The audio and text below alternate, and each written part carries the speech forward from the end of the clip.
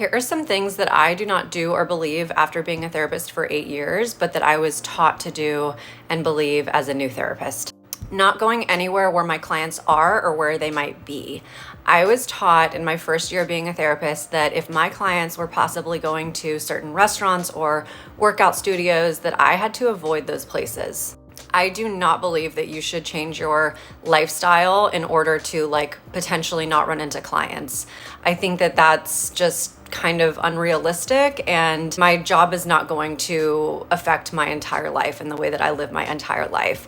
I do see clients out in public sometimes, and it's really no big deal. Of course, if it was like an intimate setting where there's let's say 6 people at a dinner and I figured out a client was going, I would choose to opt out of that. But in general, if I'm going to a Pilates class and I see my client, I'm not gonna leave that class.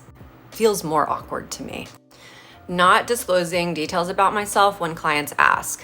Of course, there are some things that I wouldn't feel comfortable sharing with clients, but if a client asks me certain questions about myself because they're curious, I am happy to share. I think it's a very natural thing for a client to want to know a little bit about their therapist. But I was trained early on to respond in a way of how would that make you feel to know that about me? As a relational therapist, that just isn't how I work. And then that goes into self-disclosure on social media. I know so many therapists who are on social media to market their practices, make income outside of one-on-one sessions. I don't think it's inappropriate to disclose details about your life if you are passionate about social media and that's how you choose to market your practice, or you're choosing to make a living outside of one-on-one therapy. I don't think that's unethical. I think some of these things are just weird because therapists used to make it weird. Believing that everything means something. Early on in my career, when I was trained to analyze every little thing.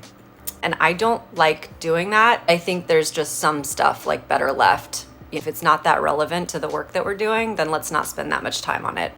And last but not least is labeling. I do not label clients and make assumptions based on what I think their label is. Of course, there are diagnoses, and those can be really helpful and informative with treatment planning and where to go with that client. But I don't like labeling somebody and just making assumptions about them as a person based on that label or that diagnosis.